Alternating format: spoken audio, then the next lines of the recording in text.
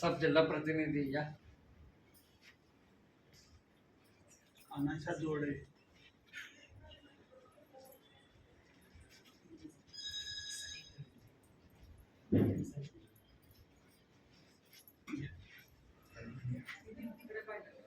हो होईल पण.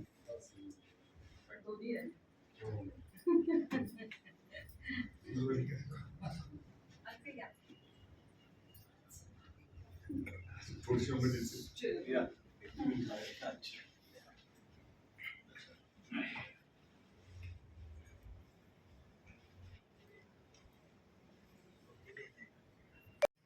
कर्मभूमीमधून त्याचा एल्गार महाराष्ट्रात जावा अशी आमची दिलीपरावांची इच्छा होती. त्याप्रमाणे आपण या ठिकाणी पहिली प्राथमिक बैठक फलटणला सद्गुरू उद्योग समूहाच्या कार्यालयात बोलवली. सरांचं राज्यभर वक्तृत्वाच्या निमित्ताने अनेक ठिकाणी त्यांचा संचार झालेला होता. तर त्या सर्वांची महाराष्ट्रामध्ये करायची इच्छा असेल जन्मशताब्दीनिमित्त आपण काय सहयोग द्यावा. ज्यावेळेला ही बातमी आपण फलटणमधनं सगळ्या पोस्टरला वगैरे सोडली तेव्हा काही लोकांचे फोनही आले. उदाहरणार्थ मुरुडला मुलतार म्हणून ज्या साखरवाडीच्या आहेत ते फार मोठं सरांचं स्मरणाचं काम तिथे करतात.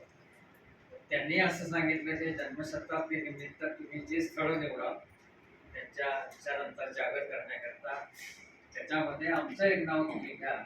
सर्व प्रकारचं सभागृहापासून सर्वांच्या व्यवस्था आपण त्या ठिकाणी करू. सरांची ही जन्मभूमी कर्मभूमी असल्यामुळं आपण इथं जन्मशताब्दी समिती जी ठरेल त्यांनी आवाहन केल्याप्रमाणे फलटणला सुद्धा एखादा चांगला कार्यक्रम एखादा मोठा बोलून करण्याचं दिलीपराव आणि सचिनभाई आम्ही सगळे प्रयत्न करू. मसापचे सगळे सदस्य आहेत तिथं त्यांच्याही सहकार्याने आपण प्रयत्न करू. परंतु पुण्यामध्ये जन्मशताब्दी समितीच्या वतीनं जी आपली समिती ठरेल आता राज्यस्तरीय करायची असल्यामुळं राज्यस्तरीय समितीमध्ये मिलिंद जोशी प्रामुख्यानं पुण्यातले जे त्यांचे काही सहकारी असतील असतील किंवा शिवाजीराव कदम असतील पाटील असतील यांच्याशी चर्चा करून त्यांची नावं ठरवतील. त्यांना आम्ही असं सांगितलं की सातारा जिल्ह्याकरता 5 नावं तुम्ही आम्हाला ठेवा त्या राज्य समितीमध्ये ती आपण ठरवून आहोत आपली पाहुणे. पण अपेक्षा अशी आहे की त्याचा शुभारंभ पुण्यामधून 15 जुलैला त्याचा आपल्याला करायचा आहे. जन्मशताब्दी समितीचा शुभारंभ आणि सरांच्या स्मृतीनिमित्त ते जे त्यांच्या समितीला ते पुरस्कार देतात त्याची माहिती दिवशी आपल्याला देतील. साधारणपणे आपली कल्पना अशी आहे किंवा सरांचा ज्या ज्या ठिकाणी मोठ्या प्रमाणात संचार झालेला आहे. आता उदाहरण वसंत व्याख्यानमाला आहे किंवा ते मराठवाडा विद्यापीठाला बरोबर होते त्यामुळे औरंगाबादला किंवा मुंबईला असा जिथं जिथं आपल्याला समितीच्या वतीनं काही व्याख्यानाचे कार्यक्रम काही परिसंवादाचे कार्यक्रम असे काही करता येते त्याची आपण चर्चा करूया. त्यानंतर सरांचा मगाशी मी मिलिंद जोशींना बोललो की सरांचा विचारधन एवढं मोठं आहे की ते अजून सगळ्यांच्यापर्यंत पोहोचलं आहे असं काही म्हणता येणार नाही. परंतु बऱ्याच ठिकाणी त्याचे कॅसेट झालेले आहेत, व्हिडिओ ऑडिओ झाले, व्हिडिओ झाले आणि सुदैवाने त्यांचे जेवढ्या ठिकाणी ते उत्तम प्रकाशक आहे. तेव्हा आमच्या मिलिंदची अशी दीर्घ चर्चा झाली की त्यांनी पुढाकार घेऊन आणि पुण्यातले जे अन्य प्रकाशक असतील त्यांनी पुढाकार घेऊन एक राज्यस्तरीय प्राचार्य शिवाजी भोसले सुट्टीपंच आपण तयार करायचा. त्यासाठी जे काही आर्थिक तरतूद लागेल या समितीच्या वतीनं मिलिंद जोशी अनेकांशी संपर्क साधून करतील. त्या ग्रंथापैकी काही थोडाफार काही वाटा असेल पूर्णापुराची पाकळी ते आपण फलटणकर निश्चितपणे आपण उचलूया आणि तो स्मृतीनंतर सरांच्या स्मृतीला साजेल असा राज्यस्तरीय पद्धतीनं आपण केला पाहिजे. हा एक प्रस्ताव आपला पुढे विचारात ठेवलेला आहे. आपण त्याच्यावर विचार करून आपल्या सूचना माझ्या प्रस्ताविकानंतर आपण प्रत्येक सांगा. दुसरी सूचना अशी आहे की सरांचा जागर झालेल्या ठिकाणी आपण व्याख्यानमाला परिसंवाद चर्चासत्र अशा पद्धतीनं काही ठिकाणी करणार आहोत. या सगळ्या गोष्टींना किमान नाही म्हणलं तरी बराचसा खर्च आहे. तेव्हा काही स्पॉन्सर पुण्यातून, काही स्पॉन्सर औरंगाबादमधून, काही मुंबईमधून मिळवायचे प्रयत्न चालू आहेत. तर तेही आपण मोठ्या प्रमाणावर कसं करायचं आहे. तिसरी एक सूचना मी दिनेश जोशींना सांगितली आहे की ज्याप्रमाणे पुरुषोत्तम पर्यटक स्पर्धा ही चिरकालात चालू आहे नाट्य क्षेत्रात, तसं सरांचं वक्तृत्वाचा आयाम लक्षात घेऊन प्राचार्य शिवाजीराव भोसले वक्तृत्व पर्यटक असं आपल्याला सुरू करता येईल का काय पद्धतीनं. अर्थात ते पलटणमध्ये आपण राहून करू शकणार नाही, कारण त्याचं स्वरूप फार मोठं आहे, राज्यस्तरीय आहे. राज्यातल्या सगळ्या महाविद्यालयांनी त्यात भाग घेतला पाहिजे, त्यांचे पथक त्यांनी त्या ठिकाणी पाठवलं पाहिजे. तर पुण्यातल्या एखाद्या विद्यापीठाला किंवा पुण्यातल्या एखाद्या महाविद्यालयाला आपण विनंती करू, आपण अशी सगळी विनंती करून आपण त्या पद्धतीनं जर काही करता आलं या वर्षामध्ये, तर तो एक चांगला सरांच्या चिरस्मृतीचा उपक्रम ठरेल. आणि अशा पद्धतीनं आपण वेगवेगळ्या विषयावर, आता सरांचा आवडता विषय होता तत्त्वज्ञान आणि शिक्षण आणि साहित्य, लेखन. तर काही विद्यापीठामध्ये अशा महान महनीय कार्य केलेल्या लोकांच्या स्मृतीपूर्त्याचं अध्यासन करतात. तसा अध्यासन सर कुलगुरू असलेल्या मराठवाडा विद्यापीठात करता येईल का, याचा आपण प्रयत्न करूया. उच्च शिक्षण मंत्री, तंत्रशिक्षण मंत्री चंद्रकांत पाटील आहेत, त्यांच्याशी मी मुरलीधर मोहोळचा समावेश एका कार्यक्रमात करावा याची चर्चा करताना ते म्हणाले की तुमची समिती झाल्यानंतर समितीतर्फे तुम्ही त्याचा प्रस्ताव पाठवा, त्या प्रस्तावाची छाननी शासन करेल, उच्च शिक्षण विभाग करेल आणि योग्य असेल ते सहकार्य आपल्याला त्या ठिकाणी केलं जाईल. तो एक विचार आपल्याकडं मी मांडलेला आहे. अर्थात आपण सगळेजण शिवाजीरावच्यावर प्रेम करणारे, त्यांच्याबरोबर काम केलेले आणि आपल्या इथलं ते भूषण पलटणचं आहे, त्यामुळे आपल्याही मनामध्ये काही संकल्पना असतील त्या आपण सगळ्यांनी या ठिकाणी व्यक्त कराव्या. आणि त्यानंतर मग आपल्या समारोपाच्या भाषणामध्ये दिलीप समूह आणि दिलीप जोशी आणि संजीव हे सगळं त्याच्यावर आपल्याला उत्तर देऊ. आपण सगळेजण आलात त्याबद्दल या समितीच्या वतीनं मी पलटणचा शैक्षणिक, साहित्य, वैचारिक क्षेत्रातील जे सहकारी प्राध्यापक बापूसाहेब मोदी यांचं गेल्या 5-6 दिवसापूर्वी दुःखद निधन झालं. तर म्हणजे दुःखदच म्हणलं पाहिजे, कारण ते इस्लामपूरला गेले होते त्यांच्या उरुस या कार्यक्रमासाठी आणि अचानक त्यांच्या कुटुंबावर आमच्या ओढवला. आम्ही त्या ठिकाणी गेलेलो होतो, आपण शिकले होते. आपण सगळ्यांनी त्यांच्या स्मृतीप्रीत्यर्थ त्यांना श्रद्धांजली वाहण्यासाठी जाऊन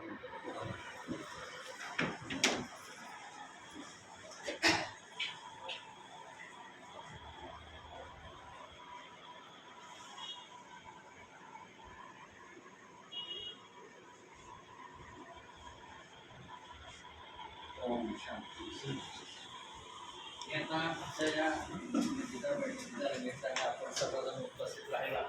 आपल्या सर्वांच्या वतीनं दिलीप जोशी यांचं आणि संजू भोसले यांचं स्वागत आपण करूया. दिलीप जोशी यांचं स्वागत दिलीप समूह करतील आणि संजू भोसले यांचं स्वागत सचिन भाऊ करतील. त्या स्वागताचा कार्यक्रम झाल्यानंतर मग आपल्या सूचना आपण त्या सांगा.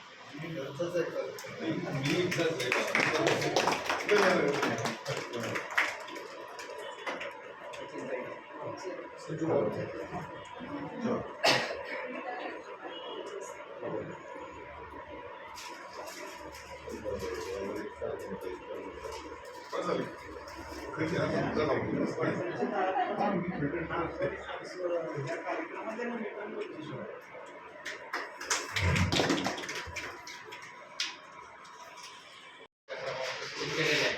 त्या जन्मशताब्दी निमित्ताचे मोठ्या प्रमाणावर पलटणमध्ये सुरू व्हावं अशी अपेक्षा आपण या ठिकाणी व्यक्त करूया.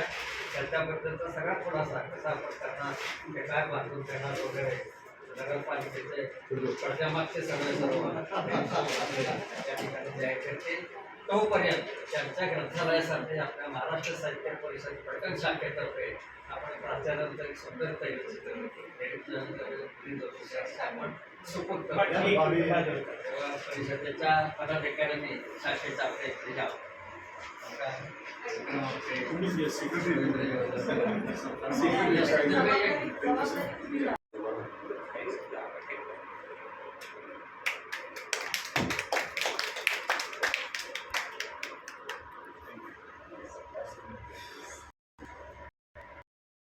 करावं हे आपण त्याच्या राज्यस्तरीय बैठकीमध्ये आवाहन करू आपण.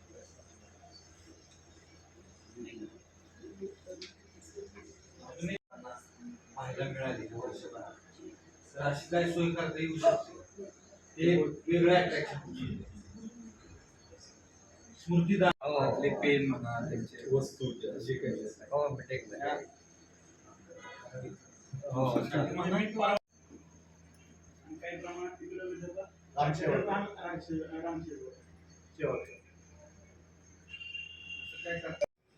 जो ते ग्रंथ करणार आहोत आपण त्याच्या प्रकाशनाची जबाबदारी त्यांच्यावर घेईल. आणि अन्य काही प्रकाशक तुमच्या हिशोबाने. मग काय करू अनेक कल्पना आपण सर्वांनी मांडलेल्या आहेत. अजून खऱ्या मूळ कल्पना बिलिंग सरांच्याकडून आपल्याला ऐकायच्या, परंतु मला ज्या काही गोष्टी वाटल्या कराव्यात सरांच्या या जन्मशताब्दीच्या निमित्तानं, त्यामध्ये निश्चितपणे मधुबालांनी सांगितल्याप्रमाणे जे सुरू केलेलं ग्रंथालय त्याचं प्रत्यक्षात इम्प्लिमेंटेशन या वर्षात झालंच पाहिजे. आणि ते संपूर्ण ग्रंथालय फलटणच्या मसाबाच्या ताब्यात देण्याचं काम, आम्ही उभं करून द्यायचं काम तुमच्या ताब्यात करू, ते रन करायचं काम मसाबा शाखेने केलं पाहिजे असं मला वाटतं. जागा, बांधकाम, लाईट सर्व व्यवस्था होईल. त्यासाठी लागणारा फंडही मिळेल. काही आमदार फंडाने मिळालं तरी ठीक आहे, नाही मिळालं तरी ठीक आहे, पण ते काम आपल्याला या वर्षात उभं करायचं एवढं मात्र निश्चितपणे. दुसरी गोष्ट मला असं वाटतं की खरं तर सर्व प्राध्यापकांना, शिक्षकांनाच गरजेचं आहे. अजून त्यांच्यामध्ये आपण जर म्हणलं प्रबोधन करणं गरजेचं आहे, त्यांच्या जबाबदाऱ्या त्यांना सांगणं गरजेचं आहे. अशा दृष्टीने आपण जी व्याख्यानमाला चालवतो त्या व्याख्यानमालेमध्ये आपण आता बघतो, सचिन भाईला माहित आहे आणि यांना माहित आहे सरांना की खूप वर्ष आलो हो, परंतु पूर्वी जो रिस्पॉन्स लोकांना असायचा तो आता वचन व्याख्यानमालेत सुद्धा नाही, नंतर खूपच कमी झालं. कमी पडत चाललाय. आणि मग ती व्याख्यानमाला कशी सक्सेस करायची असा एक प्रश्न दरवर्षीच पडतो. ऑडियन्स कुठनं येणार, किती येणार हा प्रश्न नेहमी पडतो. अर्थात त्याला अनेक कारण आहेत. लोकांना त्या व्याख्यानं ऐकायला मिळतात, जागेवर डिजिटलमध्ये वाचायला मिळतं वगैरे सगळ्या गोष्टी. पण माझं असं मत आहे की या निमित्तानं मिलिंद सर तुम्ही महाराष्ट्र लेवलचे जे वक्ते असतील चांगले, ते वक्ते फलटणला या व्याख्यानमालेच्या निमित्ताने एक दिवस फक्त बोलवायचे आणि या कार्यक्रमाला तालुक्यामधले प्राथमिक, माध्यमिक असलेले सर्व शिक्षक कसे आणि प्राध्यापक कसे उपस्थित राहतील आणि त्यांना कशा पद्धतीनं या महाराष्ट्रातल्या, महाराष्ट्राबाहेरच्या तज्ज्ञ, शिक्षण तज्ज्ञ लोकांचं मार्गदर्शन होईल अशा पद्धतीचं काम या व्याख्यानमालेच्या निमित्तानं आपण करावं असं मला वाटतं. आणि निश्चितपणे ही जी कंपनी आहे मसाबा किंवा आम्ही मंडळी आहोत, सचिन थोरात आम्ही आहोत, यात कुठे आम्ही मंडळी काही पडणार नाही, परंतु खऱ्या अर्थानं प्रबोधन शिक्षकांचंच, प्राध्यापकांचंच होणं गरजेचं असं आम्हाला वाटतं. तर ते खाली पाजळून येऊ शकेल चांगलं आणि मुलांच्या पर्यंत जाईल. एवढंच मला वाटतं, बरोबर म्हणतो मी.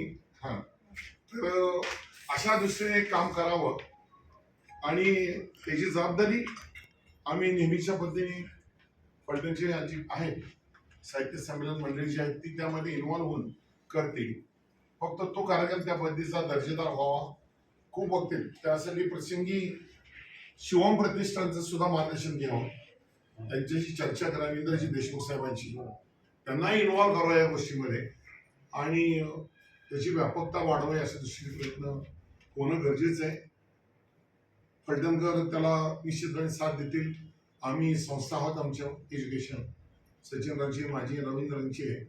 आपण त्याला मदत करून त्यातलं ते काम दरवर्षी कसं चांगल्या पद्धतीने होईल आणि सरांच्याच नावाची असणारी व्याख्यानमाला कशी महाराष्ट्रभर गाजेल अशा दृष्टीने प्रयत्न करू.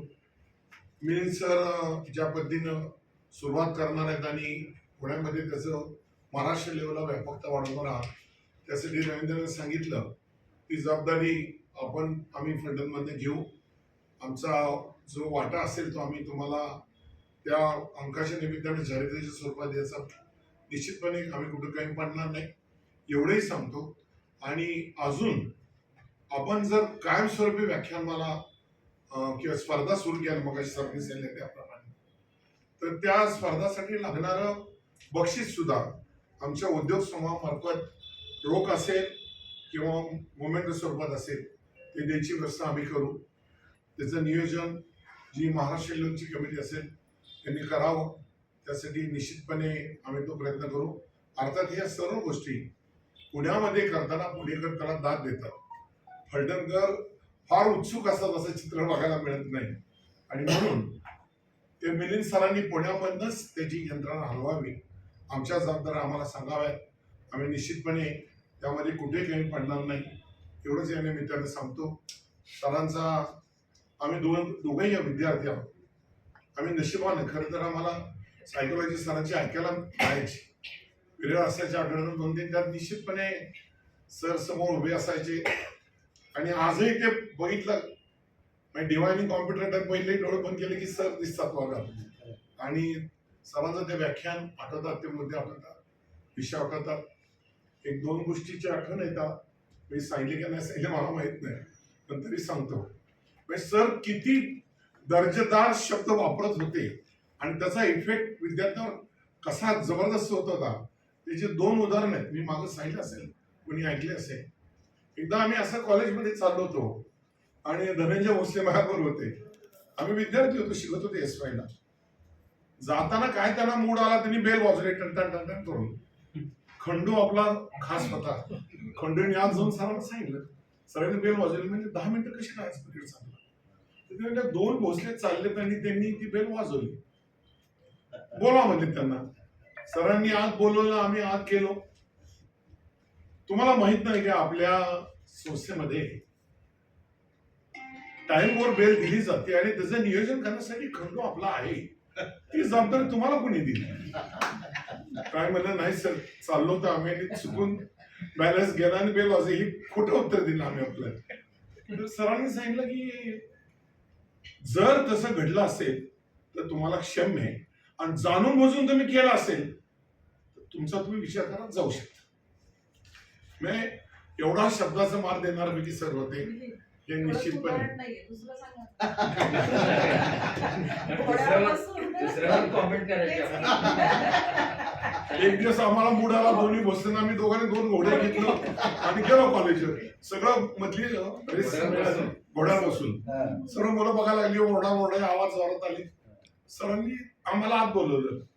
नाही छान आहे म्हणले, भोसले घोड्यावर बसलेच पाहिजे, त्यांनी लढाई केली पाहिजे पण कॉलेजमध्ये नाही, बाहेर जाऊन झालं पाहिजे. म्हणलं सर चुकलं आमचं, आम्ही घोड्यावर बसलो.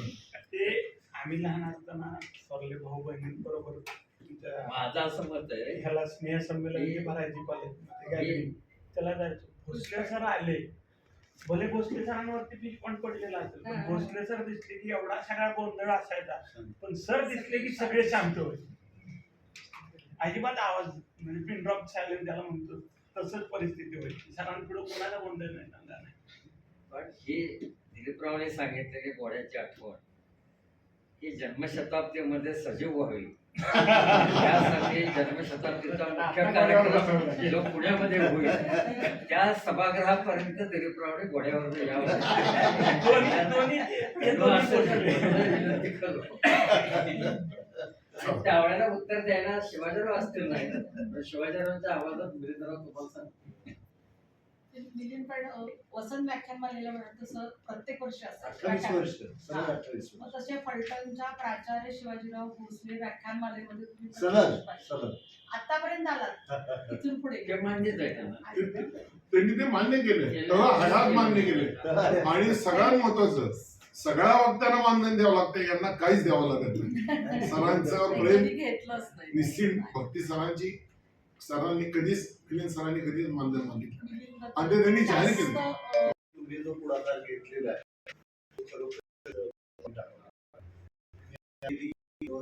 32 वर्ष आठवण कायम मनामध्ये असते, भाषण ऐकू शकतो. आणि फलटणकरांनी रवींद्र परिषदेच्या माध्यमातून.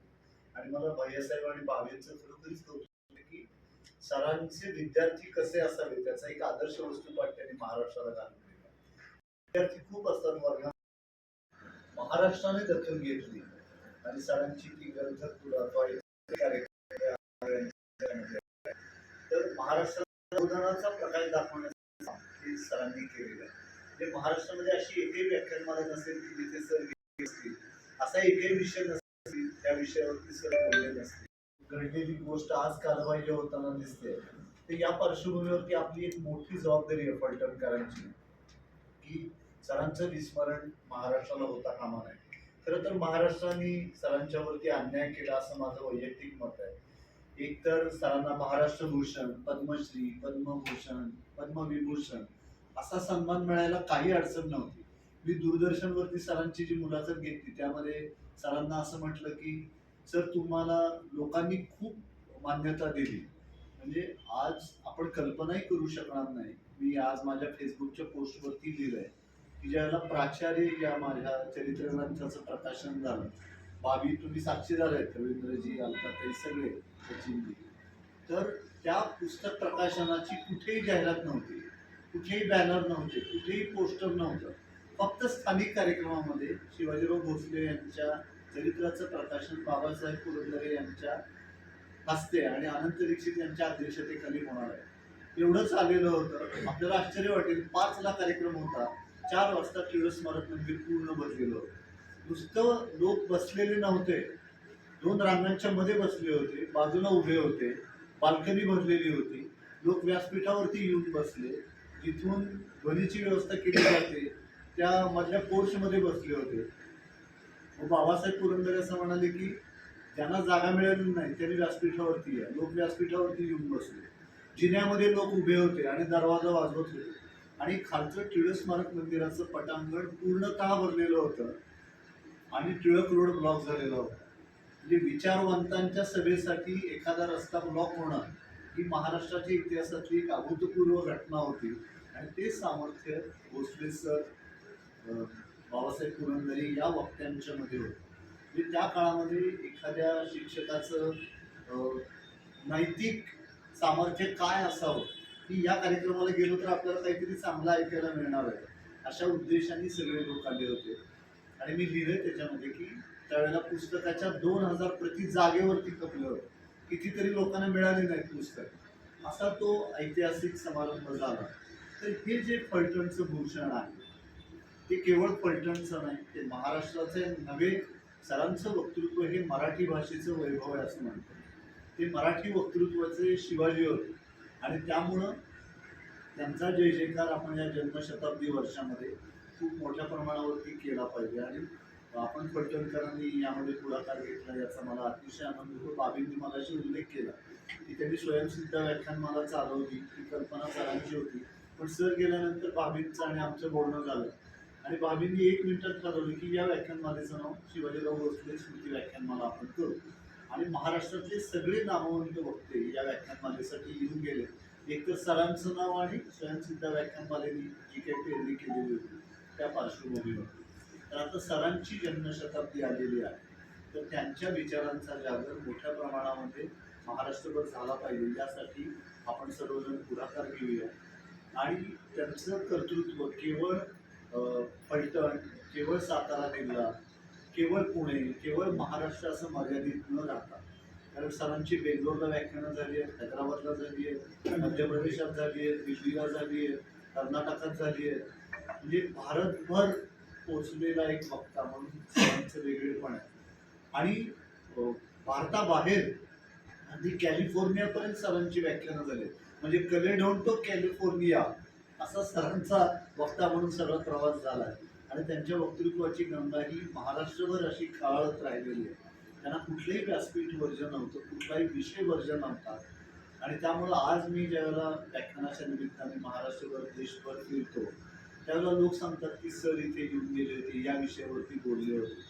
तर मराठी वक्तृत्वाचा दीपस्तंभ म्हणून सरांच्याकडे पाहिलं जातं. तर त्यामुळं आपण त्यांच्या आठवणींचा जागर हा केला पाहिजे. तर ज्या सूचना आल्या त्या अतिशय स्वीकारार्ह आणि स्वागतार्ह आहे.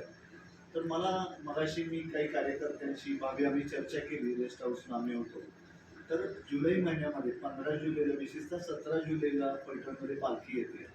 तर तो काळ जरा फलटणमध्ये मोठा कार्यक्रम घेण्याच्या दृष्टीने अडचणीचा आहे आणि आपल्यालाही सगळं नियोजन करणं कठीण जातं. तर माझी फलटणकरांना अशी विनंती राहील की सर गेल्यापासून जी शिवाजीराव भोसले स्मृती समिती आम्ही स्थापन केली, की सरांचं पुण्यामध्ये काहीतरी झालं पाहिजे या उद्देशाने. तर आपण गेली 16 वर्ष सरांच्या नावे पुरस्कार देतो आहोत. म्हणजे कोरोनातलं एखादं वर्ष सोडलं तर हे पुरस्कार आपण दिलेले आहेत आणि इतक्या दिग्गज लोकांना दिले आहेत. म्हणजे पहिल्या वर्षी बाबासाहेब पुरंदरे, रघुनाथ माशेलकर, त्यानंतर सिंधुताई सपकाळ, दमा मिरासदार, अभि सरदेसाई, नरेंद्र चपळगावकर, फादर फ्रान्सिस डिमिटो, अरुणा ढेरे, त्यानंतर रामचंद्र देखणे, यशवंत पाटणे, चारुदत्त आपळे. अगदी गेल्या वर्षी डॉक्टर शंकर अभ्यंकर यांना तो पुरस्कार आपण दिला. आणि आपण एवढंच केलेलं नाही, तर श्रवण संस्कृती किंवा वाचन संस्कृती समृद्ध करण्यासाठी ज्या संस्था किंवा व्यक्ती काम करतात त्यांचाही आपण सन्मान केलेला आहे. बाबींचा देखील आपण सन्मान केला आहे, बिडकर सरांचाही केलेला आहे, वसंत व्याख्यानमालेचा केला आहे. यावर्षी आपण प्रतिमा प्रतिष्ठानचा संस्था म्हणून सन्मान करतो आहोत आणि व्यक्ती म्हणून डॉक्टर सुनील कुमार लवटे कोल्हापूरचे, त्यांना हा पुरस्कार देतो. डॉक्टर विवेक सावंत यांच्या हस्ते देतो. 15 जुलैला हा कार्यक्रम आपण पुण्यामध्ये घेतोय. माझी फलटणकरांना अशी एक विनंती राहील की आपण जर 15 जुलैला हे फलटणकर पुण्याला येऊ शकला तर आपला कार्यक्रम 6 वाजता आहे. 5 ते 6 या वेळामध्ये आपण प्राचार्य भोसले प्रेमींचा एक स्नेह मेळावा तिथे घेऊ. कारण फलटणमध्ये आणि सरांवर प्रेम करणारे खूप लोक आज पुण्यामध्ये आहेत आणि त्यांना एस एम जोशी सभागृहात येणं जास्त सोयीचं आहे. 5 ते 6 या वेळामध्ये आपण तो स्नेह मेळावा घेऊ. इतर लोकांच्या ज्या काही कल्पना त्याही आपण समजावून घेऊ आणि त्याला एक व्यापक रूप आपण देऊया.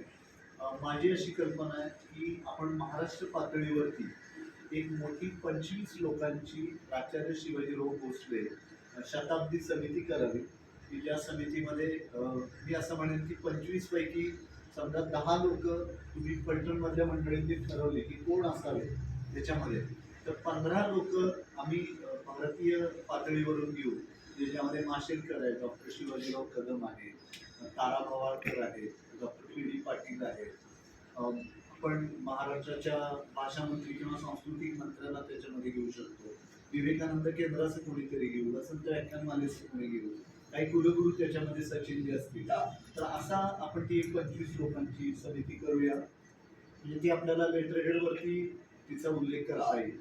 आणि गौरव ग्रंथाची जी कल्पना आहे, आता स्वतः संजीव भोसले यांचं अक्षरब्रह्म प्रकाशन आहे आणि कल्पना खूप चांगली मांडली आपटे सरांनी की आपण त्यामध्ये 3-4 सेक्शन्स करूया. माजी विद्यार्थ्यांनी त्यांचे अनुभव पाठवावे जे प्रत्यक्ष सरांच्या हाताखाली शिकलेले आहेत. त्यामध्ये सहकारी प्राध्यापक असतील, त्यांचे मराठवाडा विद्यापीठातले त्यांचे सहकारी असतील, त्यांचे आपण लेख त्याच्यामध्ये घेऊया. श्रोते म्हणून त्यांचा आलेला अनुभव त्याविषयी आपण एक 500 शब्दामध्ये काही लोकांचे लेख घेऊया. व्याख्यानमालांचे संयोजक त्यांना काय वाटतं त्यांचे लेख घेऊया. आणि वक्तृत्व नावाचा जो विषय आहे, राजकारणातला असेल, समाजकारणातला असेल, शिक्षण क्षेत्रातला असेल, आणि वक्तृत्व या विषयाची माहिती सांगणारा एक सेक्शन आपण त्याच्यामध्ये करू. सरांची वैयक्तिक माहिती देणारा एक भाग आपण त्याच्यामध्ये करू. असा तो एक गौरव ग्रंथ आपण करूया. आणि बेडकर सर की तो जर एखाद्या प्रकाशकाने केला ना तर आपल्याला ग्रंथासाठी पैसे जमावे लागणार नाही, कारण तो विकून त्याचा जो काही खर्च आहे तो त्यातून निश्चितपणे भरून निघेल. आणि सरांची पुण्य इतकी मोठी आहे की त्याच्या 2-3 हजार प्रति आरामशीर खपतील. आता स्थानिक पातळीवरती तुम्ही काय करू शकता, यावेळेला मी ज्यावेळेला विचार करत होतो तर भावी तुम्ही आणि भैया साहेब तुम्ही महानगरपालिकेच्या वतीने सरांच्या बंगल्यावर नीलफलक लावला पाहिजे. पुण्यामध्ये अशी पद्धत आहे की जन्मशताब्दी ज्यांची असते किंवा स्मृती शताब्दी त्यांचा एक फोटो आणि त्यांची एक 5-6 ओळीमध्ये माहिती असा एक नीलफलक तिथल्या महानगरपालिकेतर्फे लावला जातो. तर तो फलटण नगरपालिकेने तिथे लावावा. तुम्ही त्यासाठी पुढाकार घ्यावा. दुसरं म्हणजे माहिती फलक. तुम्ही फलटणमधली जेवढी शाळा आणि महाविद्यालय आहे तिथे सरांच्या नावाचा एक काय समजा 6x3चा एक फलक केला, सरांचा एक फोटो आणि त्यांची 15 ते 20 ओळीमध्ये माहिती स्टँडर्ड ती आम्ही सुद्धा तुम्हाला तयार करून दिली. तर इथल्या महानगरपालिकेच्या शिक्षण विभागाने जर निर्णय घेतला तर प्रत्येक शाळेच्या दर्शनी भागामध्ये आम्ही हा फलक लागेल. म्हणजे घरावरती नील फलक आणि शाळा आणि महाविद्यालयामध्ये माहिती फलक लागेल, जेणेकरून विद्यार्थी तो वाचतील. तिसरं म्हणजे ग्रंथालयाला आपण व्यापक रूप देत आहात, खूप चांगली गोष्ट आहे. तर त्या ग्रंथालयासाठी मी काही पुस्तकं तुम्हाला देईन आणि त्या ग्रंथालयासाठी तुम्ही जी काही जागा वगैरे बघाल. खरं तर माझा लौकिक अर्थाने सरांचं कुठलंही स्मारक उभं करण्याला विरोध आहे.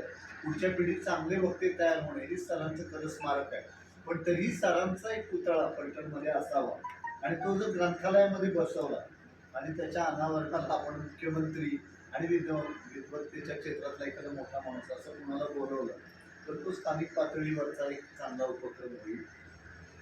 दुसरं म्हणजे कलेडोनला सुद्धा असा माहिती फलक आणि सर जिथे राहत होते तिथे नील फलक जर